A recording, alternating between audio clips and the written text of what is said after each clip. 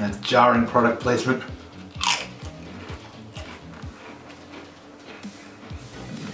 Here's a fun fact. In 1984, some of the best films ever came out. We had Indiana Jones' Terminator, The Never-Ending Story, Gremlins, and we also had Ghostbusters. He slimed me. That's great! Actual physical contact! But here's something you may not have known. I also came out in 1984, one of the best years ever! Yes, it's a fine vintage. But we're actually not going to go in and bash Ghostbusters so much today because that has been done to death. What I'm actually going to get into is how we feel that our childhoods get murdered.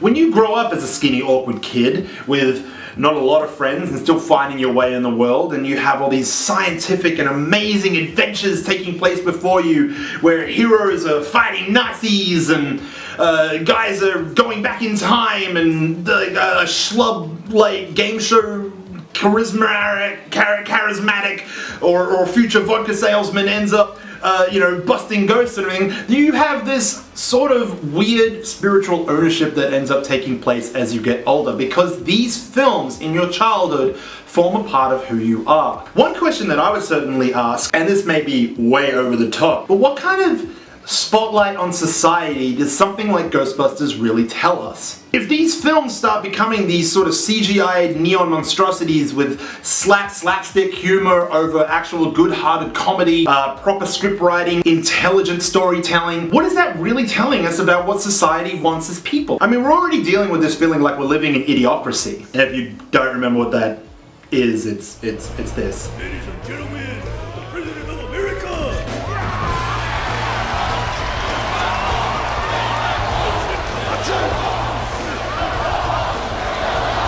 I mean, is it any wonder that at some point everyone's going to feel like their childhood is being murdered? Because it doesn't just not represent what we remember, but it's worse. Almost unanimously every single time worse. Let's take Star Wars for instance. You have Star Wars The Force Awakens that handles this whole hero's journey story that is perfect in its arc and manages to smash it out the park, and then everyone throws their hands up and goes, well, it's pretty much A New Hope.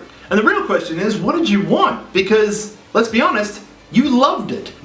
Dirty bitch. So I'm sure people started asking the question, and if they can do that with Star Wars, why couldn't they have done that with Ghostbusters? I mean, in the end, it's truly confusing to understand where the studios are actually coming from and a lot of the scripts they approve going forward, especially when us as fans have something like Star Wars The Force Awakens as our sort of base plate for how a rebooted sequel can still exist. Let's be honest, as fans, we don't necessarily want to see you retread over the originals, we want to see you continue on the story while still paying tribute to the originals. I think most fans are totally fine with something being a reboot as long as it truly pays homage to where it came from.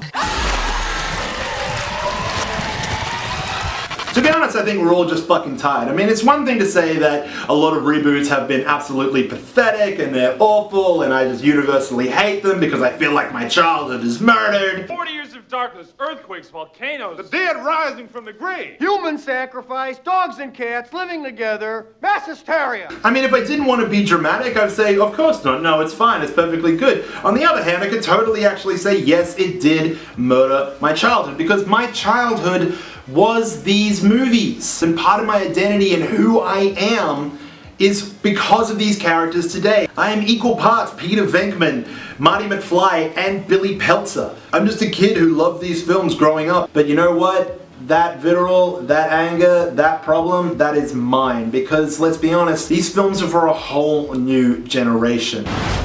Holtzman, come on. The hat is too much, right?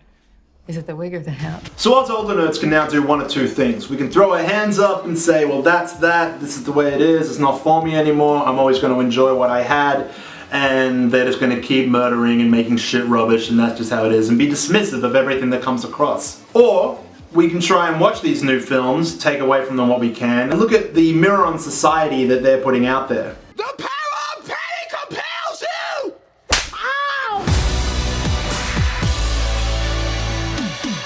So yeah, maybe it's us older nerds who are getting the most upset about these sort of things. Maybe it's because we grew up with these characters and we want to see them done right, we feel we have an ownership on them. I think logically a lot of us don't believe that we really do have an ownership on them. Or maybe it's just our duty to make sure that the films that we grew up with stay relevant in the current day. Because I can tell you this, I don't hear anyone quoting or talking about how great of a film Ghostbusters in 2016 really was.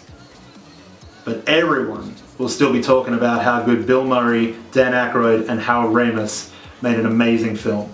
Get him out of here. Bye. I'll fix you, Venkman. I'm gonna fix you. I'm gonna get you a nice fruit basket. So go ahead and keep making all the 1980s films you want to make. You want to keep trashing them out there, you want to keep rebooting them for this current society, dumbing them down because we just seem to be getting dumber and dumber as people. Go right ahead. Because you may be able to wound my childhood, but you'll never be able to kill it.